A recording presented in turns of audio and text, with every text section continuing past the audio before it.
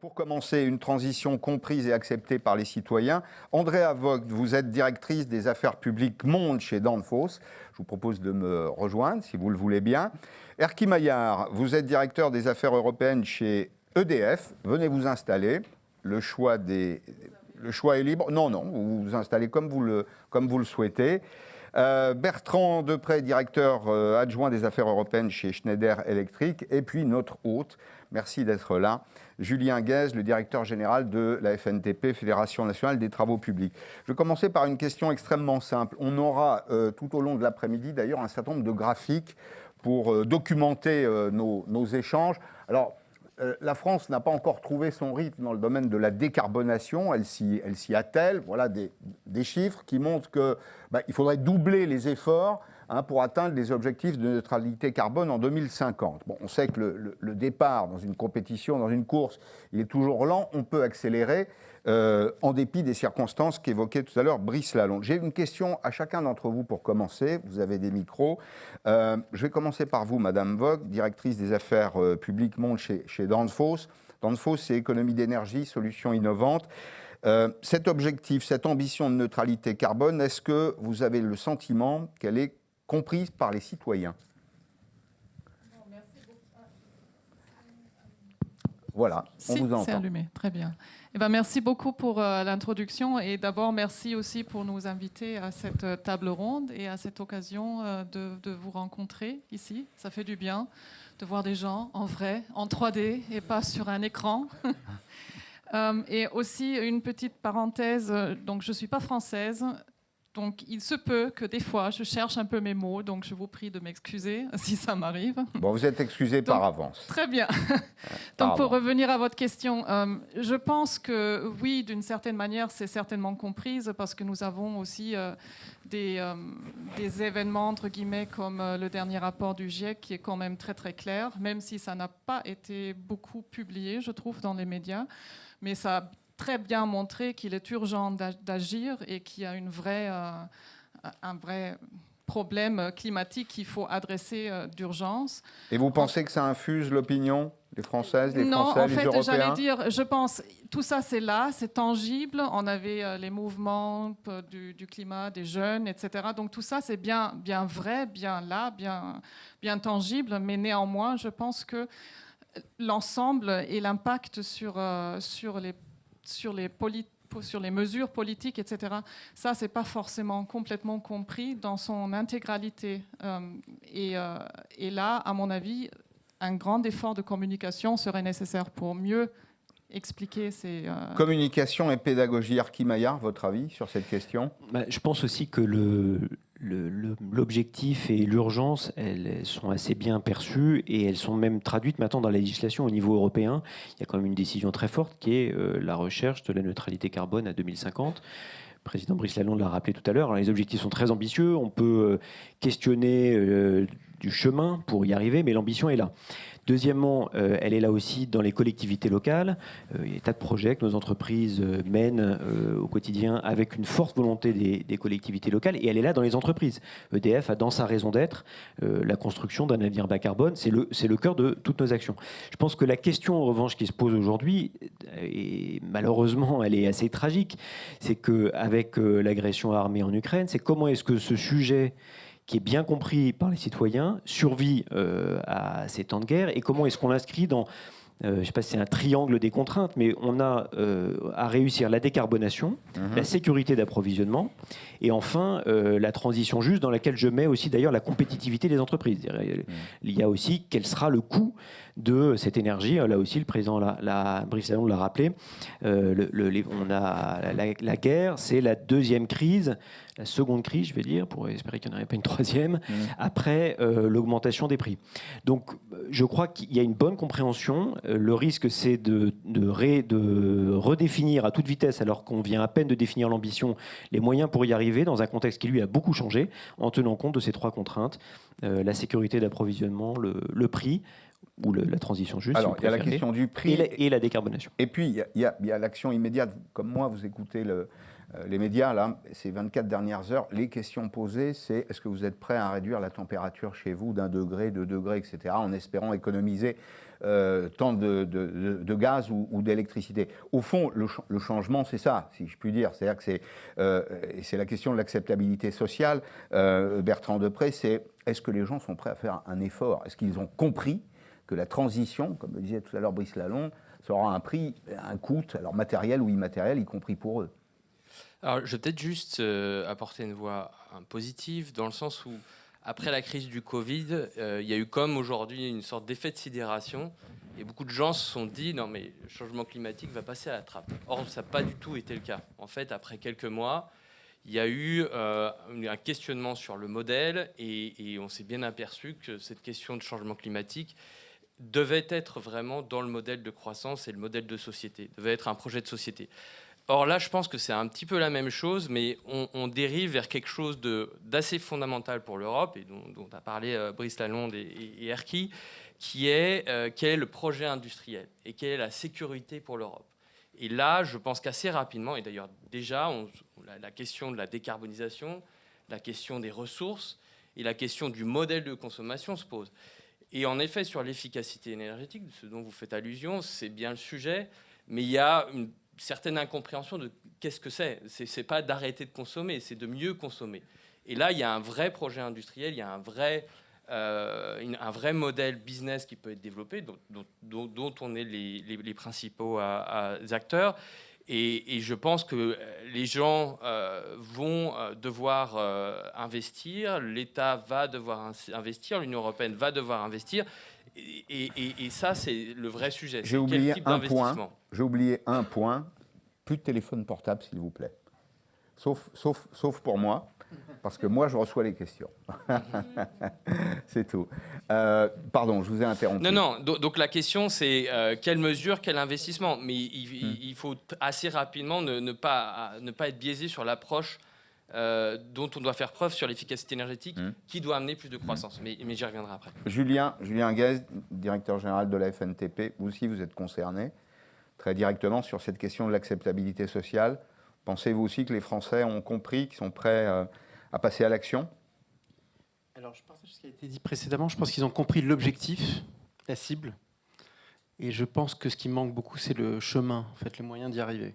C'est-à-dire qu'on parle les modalités. Il y a d'ailleurs même le terme d'effort. Moi, je pense qu'il faut le discuter un peu parce que si au fond la compréhension c'est uniquement sous forme de normes, de taxes et de réduction de consommation, c'est pas la meilleure façon de consentir à l'objectif poursuivi. Et je trouve que dans le débat public, ce qui manque beaucoup, c'est des éléments sur la programmation, sur la gouvernance, sur le financement et sur des actes de transformation véritables. Pas juste sur dire parce que d'ailleurs en introduction vous avez le terme de malthusien. Voilà, c'est-à-dire que si c'est punitif et malthusien, je suis pas sûr que vous allez emporter l'approbation et le consentement de la population. Le vrai sujet, c'est le comment. C'est le chemin, et ça, je trouve qu'il y a carence.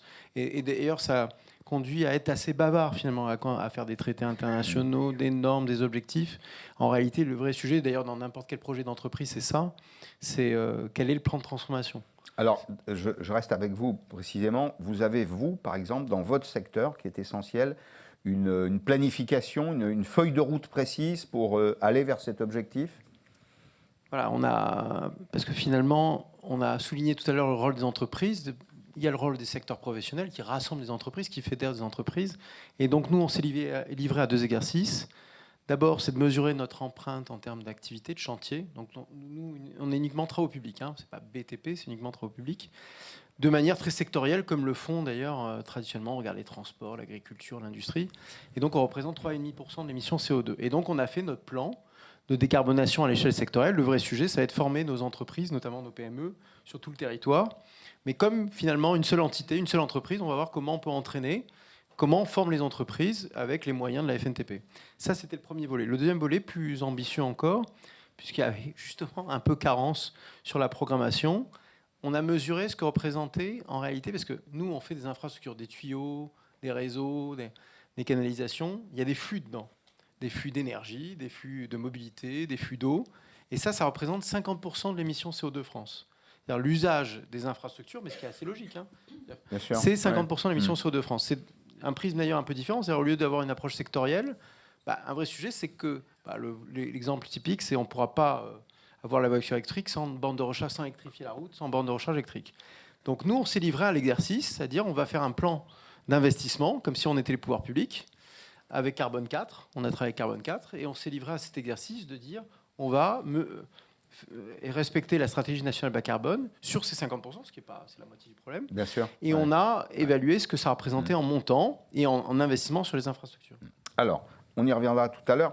Je voudrais savoir, là encore, en une minute, et je m'adresse à Andrea Vogt, à Erkki Maillard et à vous, Bertrand Depré. Qu'est-ce que vous faites, vous, dans vos entreprises, si vous deviez résumer les choses simplement, là, en une minute, qu'est-ce que vous faites dans vos entreprises pour atteindre le double objectif qui est en effet de décarboner, de produire de la croissance, continuer à produire de la croissance, et aussi du confort. C'est-à-dire qu'on ne peut pas vendre du sang et des larmes aux Françaises et aux Français, comme aux Européens d'ailleurs. À défaut, ça ne marchera pas. Qui veut commencer? Erkki Maillard, par exemple? Je pense que votre question, elle rejoint ce que disait Bertrand et notre hôte ici, M. Després. C'est-à-dire qu'il faut qu'on puisse apporter avec nos solutions industrielles une amélioration en plus de la décarbonation. Donc, pour nous, le principe est assez simple, c'est réduire les consommations en même temps qu'on réduit les émissions. Et il y a des exemples très concrets et assez parlants pour ça. Donc, on a cité la voiture électrique, où on sait que l'électrification directe du transport, c'est beaucoup plus efficace que d'utiliser même, par exemple, du gaz décarboné ou des combustibles décarbonés. Mais ça a aussi d'autres avantages en termes de bruit, de pollution, d'émissions, etc. Il faut bien sûr maîtriser toute la chaîne, il y a la question des batteries, etc. Deuxième exemple très concret, les pompes à chaleur. C'est beaucoup plus efficace aujourd'hui d'utiliser une pompe à chaleur pour remplacer par exemple une ancienne chaudière à gaz. Ça vous apporte un confort thermique. Alors c'est vrai pour les particuliers, mais ça, je pense que c'est aussi très important de le regarder. Ça marche aussi dans l'industrie. Il y a des pompes à chaleur haute température qui apportent aussi une amélioration significative pour certains process industriels. Je pense au papier par exemple. Mais là, il faut que les conditions derrière, je pense qu'on va y revenir, mais il faut des conditions, notamment des conditions réglementaires. Alors les choses progressent. Je me réjouis que dans la communication de la Commission qui est sortie il y a quelques jours, il y a un objectif très ambitieux de déploiement de la pompe à chaleur.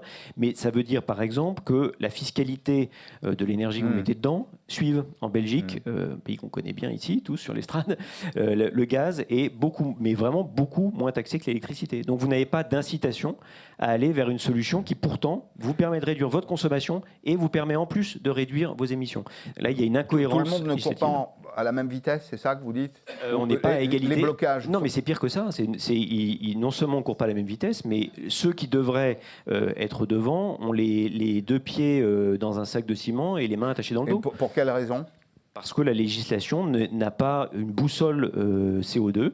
Et je pense que ça c'est aussi important, évidemment que la réduction de la consommation permet dans beaucoup de pays avec des mix électriques, des mix énergétiques très carbonés, de réduire mécaniquement les émissions de CO2.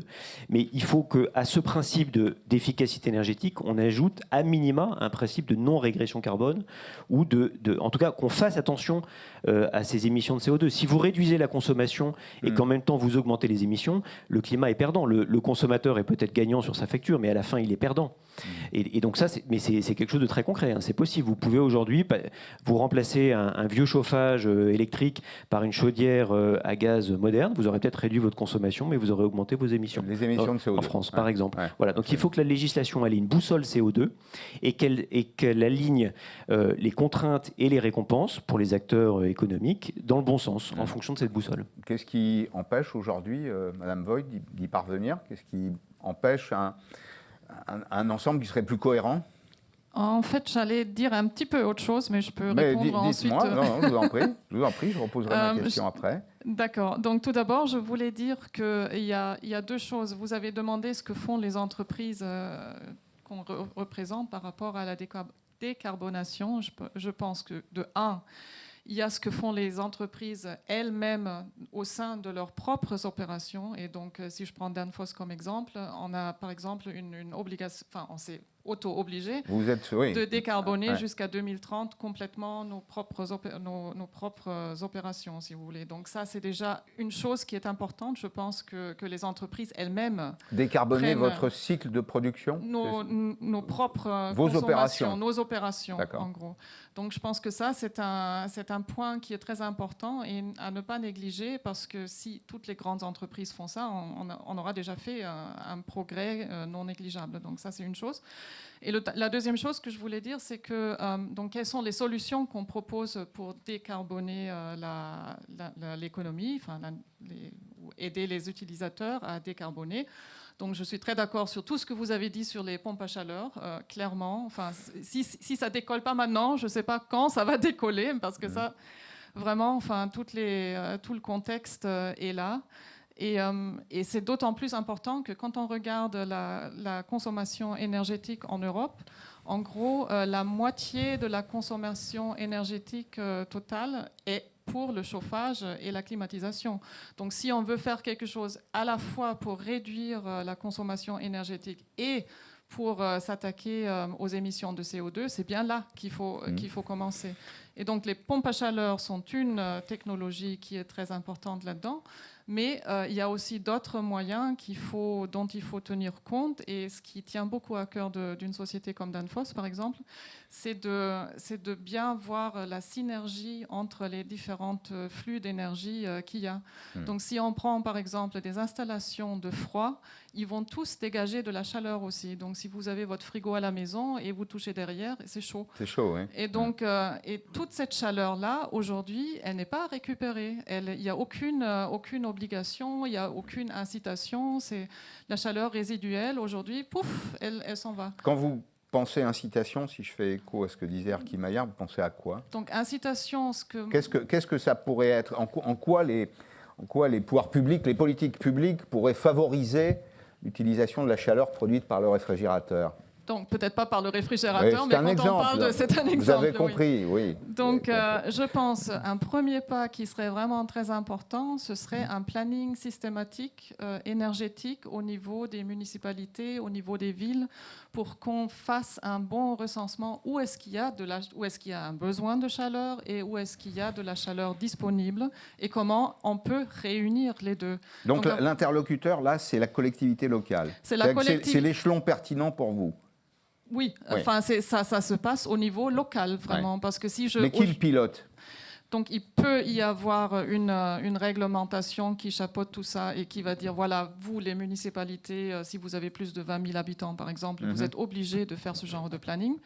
Ensuite, donc, ça vous permet de recenser où est-ce que vous en êtes. Et puis après, est-ce que ça aura du sens de faire, par exemple, un réseau de chaleur, oui ou non? Ça, c'est une autre question. Mais au moins, il y aura cette obligation de voir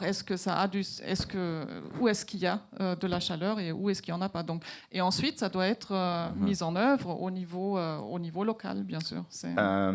Bertrand Depré, sur ces questions-là, on a compris que c'était un écosystème, c'est-à-dire que les entreprises ne peuvent pas tout faire toutes seules. On peut demander aux citoyens de faire des efforts aussi, mais il faut que l'ensemble soit cohérent. Où est-ce que vous identifiez, vous, les points de blocage encore? Alors d'abord, pour revenir... En approchant bien le micro. D'accord. Pour l'efficacité énergétique, d'abord, c'est quelque chose fait pour gagner de l'argent. Enfin, c'est un concept qui est né dans les années 70. L'idée, c'était d'économiser. Et nous, on a développé beaucoup de solutions, notamment pour le secteur industriel, pour les entreprises. Donc, il faut avoir ça à l'esprit quand on parle d'efficacité énergétique, premièrement. Deuxièmement, là où vous avez raison, c'est où sont les points de blocage. Et si on réduit l'efficacité énergétique par une obligation pour un propriétaire de bâtiment d'avoir une maison qui est complètement efficace, sans prendre en compte le fait qu'il va mettre un chargeur pour son véhicule électrique, que peut-être à côté, il y a un supermarché qui a des panneaux solaires qu'il pourrait utiliser, là, pose la question de est-ce que les gains d'efficacité énergétique ne sont pas mise à mal parce qu'il y aurait une logique de solidarité et d'approche systémique. Donc pour moi, le point de blocage principal, c'est ça, c'est-à-dire de voir plus loin que son propre périmètre et de travailler en en synergie, en collaboration autour. Le deuxième point, si je peux me permettre, c'est qu'il y a aussi une logique européenne à avoir beaucoup plus. Je reviens sur la question des bâtiments, par exemple. Aujourd'hui, c'est 27 législations nationales. Et du coup, pour les entreprises, pour les grosses, mais également pour les PME, c'est difficile d'exporter sur des marchés qui ont des règles et des standards qui sont complètement différents. Et c'est pour ça que je suis tout à fait d'accord avec ce qui a été dit, c'est qu'il y a une logique de programmation très importante à avoir, mais qui commence à être fait par la Commission. Moi, je trouve qu'il ne faut pas être trop dur par rapport à la Commission. Leur réaction face à la crise énergétique et le document qui a été sorti il y a quelques jours en est un exemple. Et donc, d'aller vers plus d'Europe et d'aller vers plus de coordination, c'est quelque chose de très positif. Maintenant, encore une fois, ce qui manque, sans doute, c'est d'avoir une vision beaucoup plus systémique de comment on fait la transition et de comment on allie l'efficacité et les ressources décarbonées, notamment les renouvelables. Moi, ce que je comprends de ce que vous dites les uns et les autres, Julien Guès, c'est que chacun court dans son couloir. Ce qui manque, au fond, c'est de la coordination. C'est-à-dire que vous me dites, au fond, partiellement, les politiques publiques ont été conçues pour s'intégrer sur le marché, pour favoriser le changement des modèles de production décarbonés, notamment, mais ce n'est pas encore systémique, c'est ça, c'est encore pas un véritable système, et c'est peut-être la dernière étape à franchir. Non, je me trompe? Oui, je suis d'accord, c'est-à-dire qu'il faut une programmation, c'est un plan, et il y a ce sujet de qui fait quoi, effectivement, du national, du local, sur peut-être d'ailleurs des modalités de gouvernance un peu différentes, parce que jusqu'à présent, on est très dans quelque chose de très normé, y compris dans l'ordre des moyens, alors que je pense qu'il faut s'entendre sur des objectifs poursuivis et déléguer à des territoires donnés. Attention à votre micro. À des territoires donnés en disant, voilà, vous poursuivez cet objectif-là, liberté de moyens, on se donne rendez-vous 5 ou 10 ans et on regarde le résultat. Et puis, il y a la question, évidemment, du financement. Hein. C'est ça aussi le sujet qui doit être évoqué. Parce que ça nécessite des actes de transformation et des investissements considérables. Alors, précisément, c'est un des sujets que je voulais examiner avec vous aussi. La transition énergétique, elle va coûter cher, elle va mobiliser, vous me l'avez expliqué, les uns et les autres, des investissements considérables. La question, c'est de savoir qui va payer. Il y a une récompense à la fin qui est de réduire la consommation d'énergie, de maintenir un niveau de confort, de maintenir une croissance qui soit une vraie croissance enrichissante et pas appauvrissante, parce que c'est un peu le cas aujourd'hui. Mais il y a une étape intermédiaire dans laquelle il faut trouver des gens qui vont payer. Qui peut payer? L'État, vous savez, il y a 3 agents économiques. Hein. Il y a l'État, les entreprises ou les ménages. Votre avis, Andrea Voigt? Alors là, votre avis. Je ne vais pas répondre directement à votre question, je pense. Donc, à mon avis, il faut regarder les différentes solutions qui sont disponibles. Et si je me mets à la place des ménages qui ont peut-être pas les moyens de s'offrir une pompe à chaleur et qui n'ont pas les moyens d'investir dans la technologie la plus sophistiquée, et ben à ce moment-là, je pense que c'est à l'État de soutenir ces efforts-là parce que sinon, si on laisse derrière les comment on dit en français, les plus vulnérables, oui, c'est à ce moment-là, on n'aura jamais une transition énergétique qui va décoller. Et puis, ça va créer des écarts dans la société qui ne sont pas acceptables. Et ça rendra le changement inacceptable. Je pense que ça rendra le changement inacceptable et ça va créer des écarts dans la société qui ne sont pas tolérables non plus. Donc, si on parle, par exemple, au niveau européen, on a la Recovery and Resilience Facility. Alors, aucune idée ce que c'est en français. Retournement et résilience. Voilà. Et donc, qui en gros, donne de l'argent aux États membres qui, eux, doivent ensuite faire un plan. Comment est-ce qu'ils vont utiliser cet argent? Et je pense que dans ces plans-là, c'est important de garder toute la société en tête et ne pas seulement une partie de la société qui pourra peut-être se payer. Voilà. On a ce schéma. Bon, on me rappelle qu'on est retransmis sur Zoom Live et Facebook Live. On regarde un peu les caméras, mais enfin, en même temps, c'est un échange entre nous qui est suivi par des témoins. On a cette image qui montre l'évolution du prix de l'énergie, électricité, gaz sur le marché de gros. Je vous pose la question, Erkki Maillard. Moi, j'ai compris en lisant la presse ces derniers temps, en particulier les Échos, je ne cache pas que c'est plutôt ma lecture, qu'on demandait beaucoup à EDF. En ce moment. Si je lui disais non, vous seriez très surpris. Oui, mettre la main au portefeuille. J'ai compris aussi que l'État allait vous aider. J'ai écouté le Premier ministre. Mais il faudra poser la question à l'État. Mais non, je pense que votre question, elle a une résonance un peu différente aujourd'hui comparée effectivement il y a quelques mois. C'est-à-dire qu'on est dans une situation quand même exceptionnelle, une situation de guerre sur le sol européen, et on parle d'efforts de solidarité dont l'ampleur dépasse à l'évidence les comptes d'une seule entreprise ou même de quelques entreprises. Donc on parle bien de solidarité nationale. Ça, c'est le premier point. Le deuxième point, c'est qu'il y a effectivement des clients qui ont besoin de plus d'aide que d'autres. Et il y a des clients d'ailleurs qui n'ont pas besoin d'être aidés, même si parfois on a demandé à les entreprises de les aider, mais il y a des clients qui n'ont pas besoin d'être aidés. On changeait un peu de doctrine dans ce domaine, qu'on est passé du carpet bombing, si vous me permettez l'expression, on déverse beaucoup d'argent à des politique un peu plus ciblée. Oui, alors c'est quelque chose qu'on faisait déjà, par exemple dans les certificats, vous avez aujourd'hui dans les obligations qui s'imposent aux entreprises, comme EDF ou d'autres, et vous devez consacrer un tiers de votre effort pour des clients les plus vulnérables. Donc on le fait en partie, mais c'est vrai que je pense que c'est important de garder ça en tête, qu'il y a des personnes, mais aussi des clients, il y a des particuliers, mais aussi des clients d'entreprises qui sont plus vulnérables que d'autres. Et troisième élément de réponse, ça n'est pas que de la redistribution. Je pense qu'il faut aussi, même dans ces temps d'urgence et de crise, regarder comment est-ce qu'on crée de la valeur pour pouvoir ensuite la redistribuer, y compris aux plus vulnérables. Et ça, en réalité, le pari du Green Deal, il était là, il est toujours là, je pense, même si c'est peut-être plus difficile. C'est comment est-ce qu'on arrive à faire de cette obligation absolue qui est de traiter la décarbonation, une source de croissance pour les entreprises, de revenus pour les ménages. Et c'est là où on rejoint, je pense, le titre, je crois que c'est le titre de la table ronde. En tout cas, il y a derrière, on en est absolument convaincu à EDF, il faut un accent mis sur l'industrie.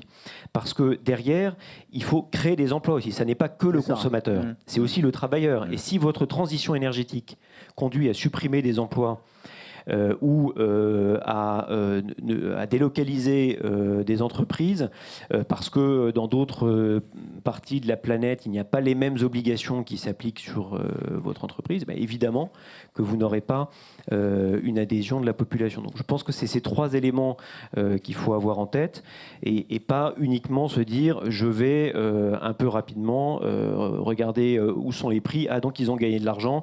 Voilà, vous savez par ailleurs que EDF est une entreprise prudente et donc on vend très peu de notre production au prix spot. Ça veut dire que quand les prix sont très hauts, c'est pas forcément le moment où on l'a vendue. Oui, même si c'est le moment où on nous demande de la racheter pour la donner à des concurrents. Bon, je comprends.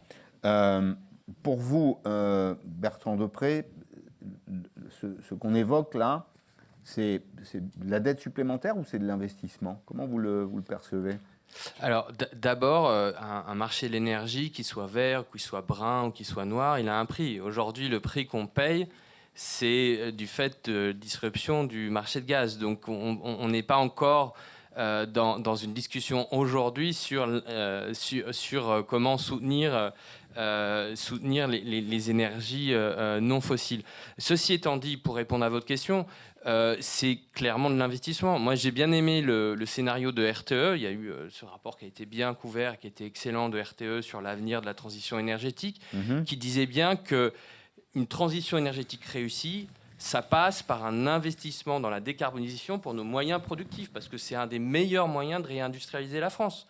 Vous créez un cycle d'investissement dans des ressources vertes, vous leur donnez les moyens aux industries, aux PME, de produire avec des ressources qui sont pas carbonées, et donc vous réindustrialisez la France en même temps. Donc on est vraiment dans une logique d'investissement. On est aussi dans un contexte où il y a un plan de relance qui sert en partie à ça, donc on a en partie les moyens. Après, moi, le seul point que je veux rajouter, c'est qu'on est quand même dans une économie libéralisée, et qu'en effet, il faut aussi créer des marchés de PME, d'entreprises comme nous, qui peuvent offrir différents types de solutions et de services aux consommateurs. Par exemple, nous, on a une gamme de produits qui s'appelle Wiser, où on propose aux gens qui veulent recharger leur voiture de trouver le meilleur prix en termes d'approvisionnement. Ce genre de marché, il peut se développer et les utilisateurs veulent le voir se développer. Donc il faut aussi réfléchir à ça. Et ça va, et je pense qu'on y reviendra sans doute, avec comment on conçoit la flexibilité, comment on conçoit le design du marché européen. Donc il y a beaucoup de chantiers à ouvrir et ce n'est pas qu'une question d'investissement. Julien Guès, oui. Je vois que ça suscite une réaction de votre part. Oui, parce que vous avez commencé par dire qu'il n'y a que trois agents. Les agents économiques, oui. Oui, alors je recomposerai ça, moi. Parce qu'à la fin, l'État, ça peut être le contribuable. L'entreprise, ça peut être l'usager, le consommateur. Bien sûr. Donc au fond, en réalité, la vraie dichotomie, c'est est-ce que du côté usager-consommateur, avec une difficulté, c'est l'accompagnement social, et où le contribuable avec un haut niveau de prélèvement obligatoire en France, et donc c'est ça le niveau des contraintes. Je rajouterai un élément, c'est la dimension dans le temps. C'est-à-dire le contribuable d'aujourd'hui, le contribuable de demain. Bon. Pourquoi je dis ça? Parce que je trouve qu'on est dans, justement, c'est une logique d'investissement, pour d'ailleurs éviter des coûts dans le futur, et puis pour faire des économies, effectivement, en termes de pouvoir d'achat. C'est-à-dire que sur le cycle long, c'est un bénéfice pour le ménage. Et ça veut dire quoi? Ça veut dire que moi qui viens initialement de la protection sociale, on n'est pas du tout de la même nature de dépenses. C'est-à-dire que quand structurellement, ça peut arriver conjoncturellement, mais par exemple un système de retraite est en déséquilibre, c'est une aberration. Parce que ça veut dire que des gens qui ne sont pas encore nés financent le système. Normalement, c'est les actifs, c'est la répartition, et les actifs financent les retraites. Ça veut dire, si on est en déséquilibre, c'est-à-dire que des gens qui ne travaillent pas encore sont en train de le financer, ils ne le savent pas encore, mais bon. Là, on n'est pas du tout dans le même état d'esprit. C'est-à-dire que ça transperce les générations, c'est un sujet intergénérationnel. On pourrait même d'ailleurs, de ce point de vue-là, mais c'est une opinion personnelle, peut-être, j'en profite parce qu'en plus c'est le sujet d'actualité, lier les deux sujets. Au fond, on a deux sujets intergénérationnels. Et pourquoi pas dire d'une certaine façon, parce que chaque fois qu'on explique qu'on relève l'âge de la retraite pour réduire les déficits, ça passe moyen dans l'opinion publique. Ce qu'on se dit, c'est pas quelque chose qui, justement, la notion d'effort la passe assez mal parce qu'on ne comprend pas bien dans une séquence où on a beaucoup dépensé par ailleurs et conduit à un endettement. En revanche, si on dit pour les jeunes générations comme les seniors, il va falloir travailler un peu plus longtemps, mais c'est pour financer la transition écologique. Peut-être en termes de narratif, en tout cas, ça permet de construire un discours qui de justification. En plus, on est dans des ordres de grandeur finalement assez voisins en termes d'efforts. Voilà, donc il y a un vrai sujet, usager contribuable d'un côté, et puis le temps. Alors, on peut, et au cours du temps, il peut y avoir des séquences différentes. Ce n'est pas nécessairement le contribuable qui paye, ça peut être l'usager, c'est progressif. Toutes les formules sont imaginables. Je pense qu'il ne faut rien s'interdire dans ce domaine.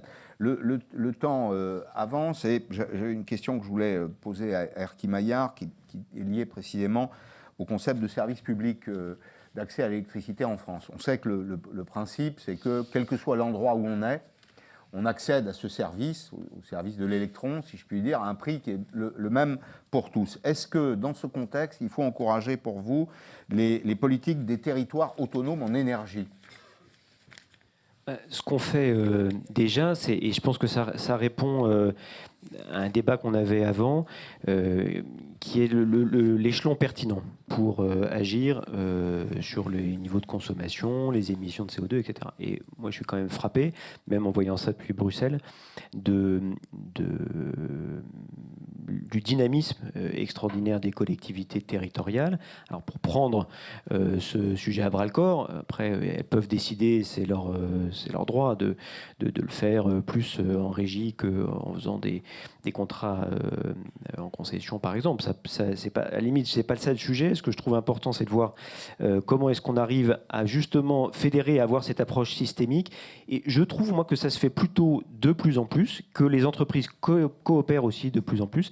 J'ai un exemple très concret à vous donner à Dijon, la métropole de Dijon, qui développe des îlots à énergie positive. C'est-à-dire que ensuite, ça sera un quartier. Et donc, par îlot, en combinant des énergies renouvelables, à la fois un réseau de chaleur et puis le plus grand parc éolien sur toiture de France, 16 MW crête, et un système de gestion intelligent de ces énergies, des batteries de différents types, des batteries qui viennent de voitures usagées, des batteries lithium-ion, d'autres types de batteries, des capteurs, des senseurs sur la qualité de l'air, sur la température.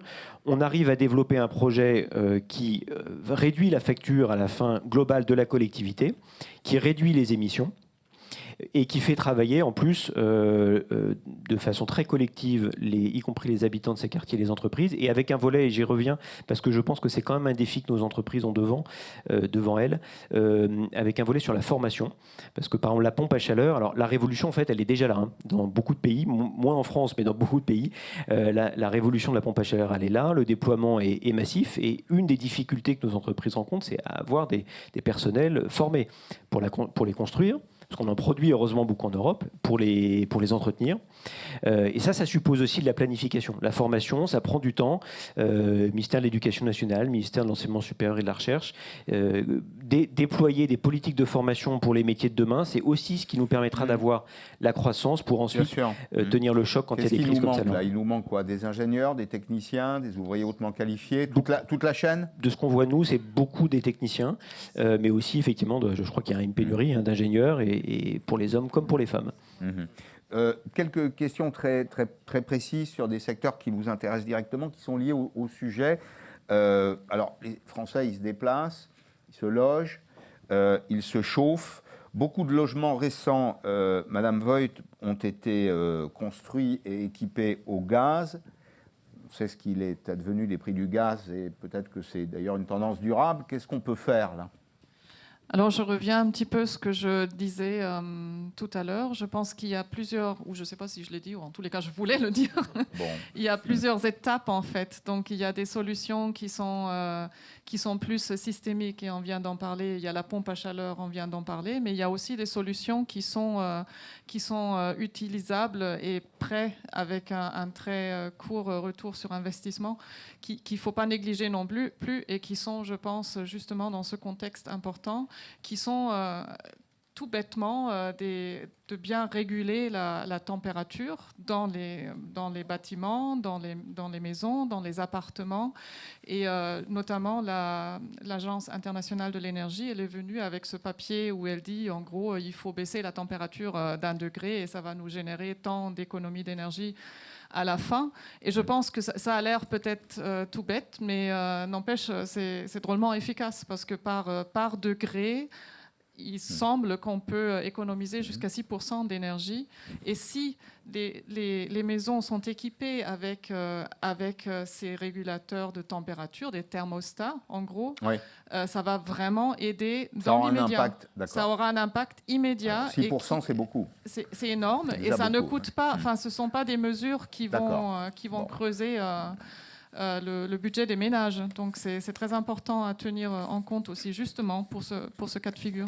Est-ce que je peux dire autre chose ? Rapidement, puisqu'on va passer aux questions de la salle, mais je vous en prie. Oui. Je voudrais juste revenir sur quelque chose qui a été dit par vous deux, je pense, sur le sujet de la flexibilité, qui, je pense, est vraiment extrêmement important, et qui est une efficacité énergétique active, qui, je pense, est vraiment, il ne faut pas négliger ça, surtout quand on a de plus en plus d'énergie renouvelable, avoir des modèles de business qui permettent de valoriser la flexibilité, qui permet de switcher aux énergies renouvelables, de passer d'une énergie qui est stable à une énergie qui fluctue. Par nature non pilotable. Exactement. Donc, oui.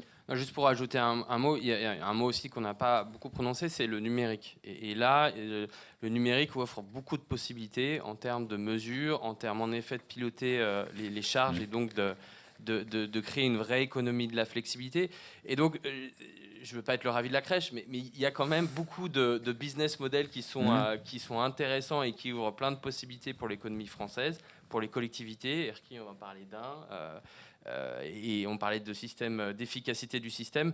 Donc voilà, j'aimerais donner une note positive à notre discussion. On dirait qu'il y a beaucoup de sources de croissance, d'énergie qui peuvent être créées avec la transition énergétique. Alors, on n'est pas face à un problème sans solution. Vous l'avez démontré les uns et les autres. Il existe des solutions multiples. Il faut pour ça un peu de coordination, si j'ai bien compris, un peu de volonté et puis beaucoup de capital. Et probablement des politiques de long terme. Alors, les questions de la salle. Qui souhaite poser une question ? Monsieur, on a monsieur qui est là. Vous allez vous présenter et puis poser votre question. Pas trop longue, s'il vous plaît. Non, pas trop longue. Michel Raoux, je représente que moi-même.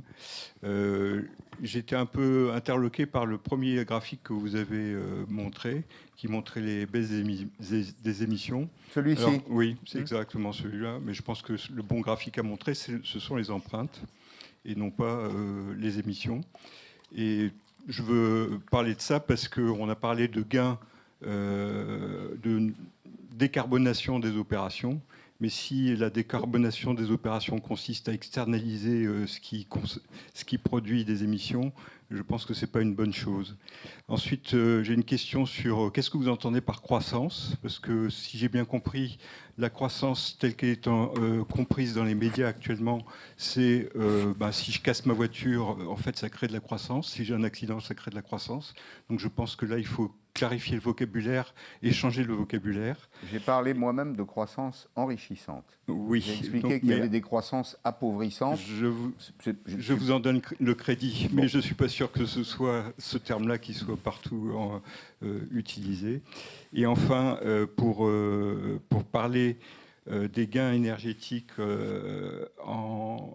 par la réglementation, comme par exemple faire baisser de 1 degré les consignes dans les bâtiments collectifs. Ceci existe déjà dans la loi sur l'énergie. Je pense qu'il faudrait faire appliquer les réglementations et la loi sur l'énergie qui demande 19 degrés sur les bâtiments collectifs. Je pense que ce n'est jamais respecté.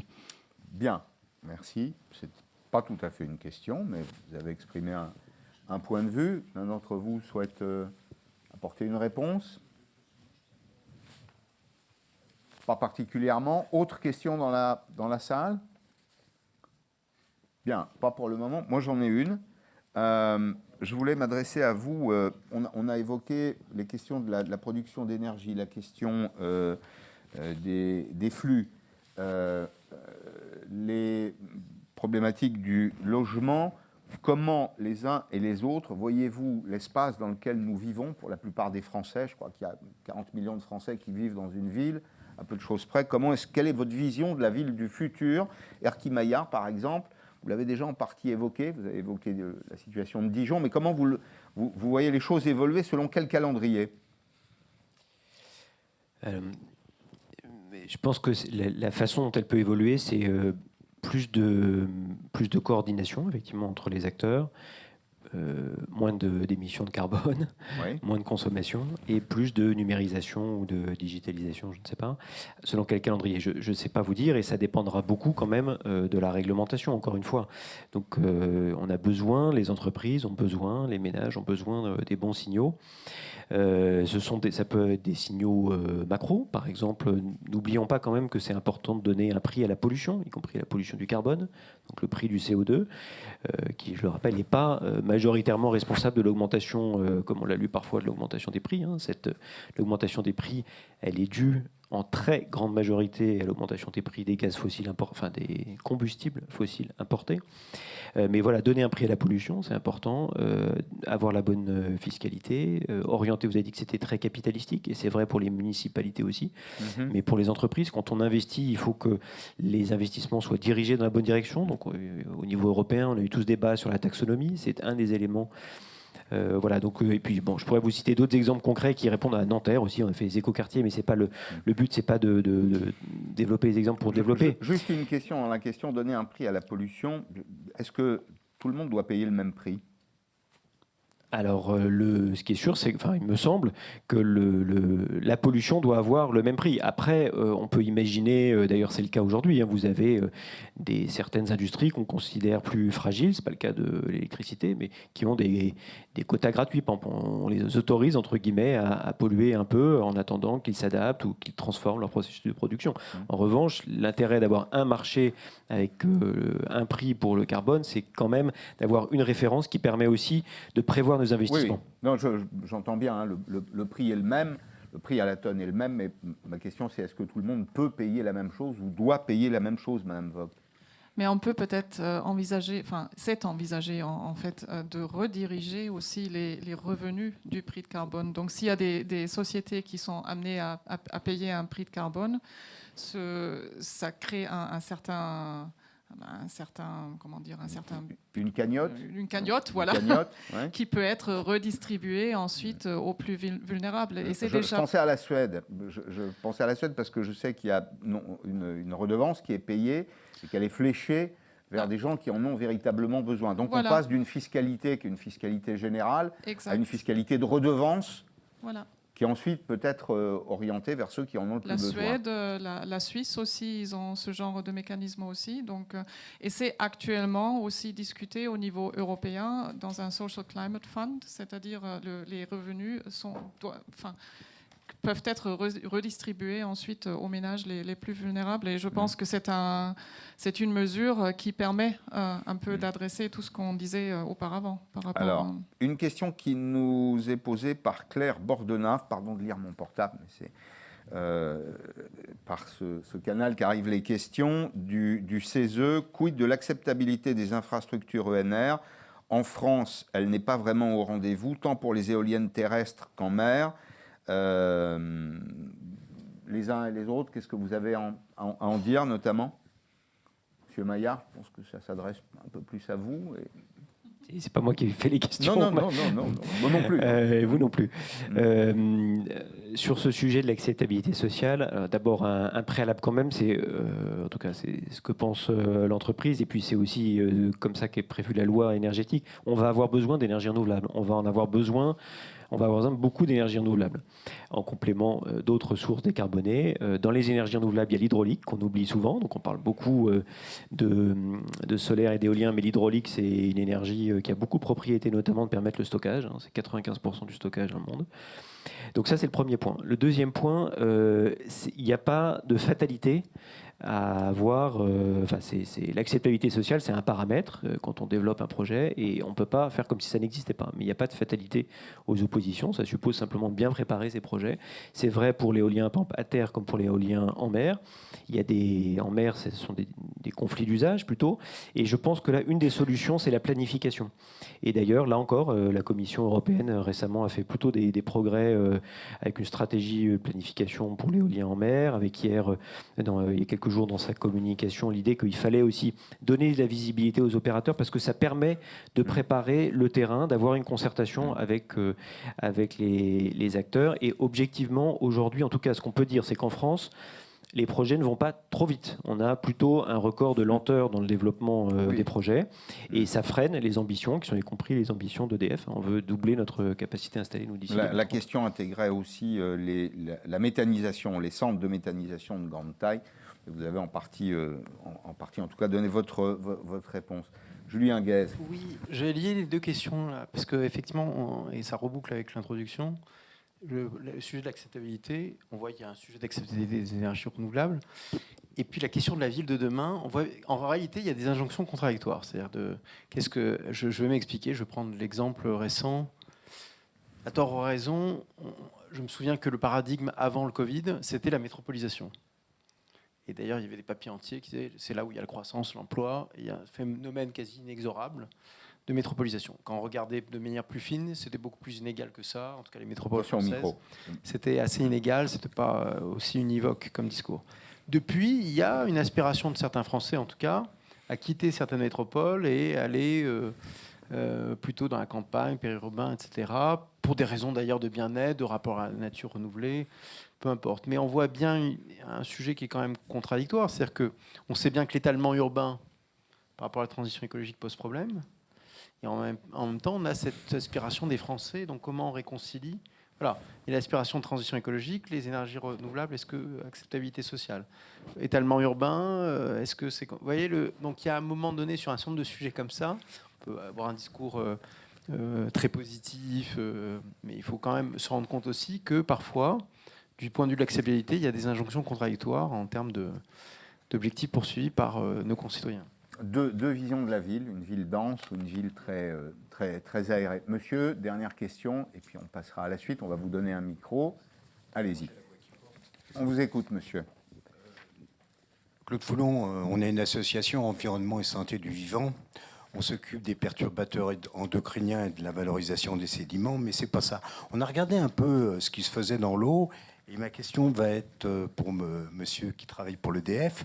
Il paraît qu'on a détruit plus de 3000 moulins en France. Alors je voulais savoir quelles en étaient les raisons.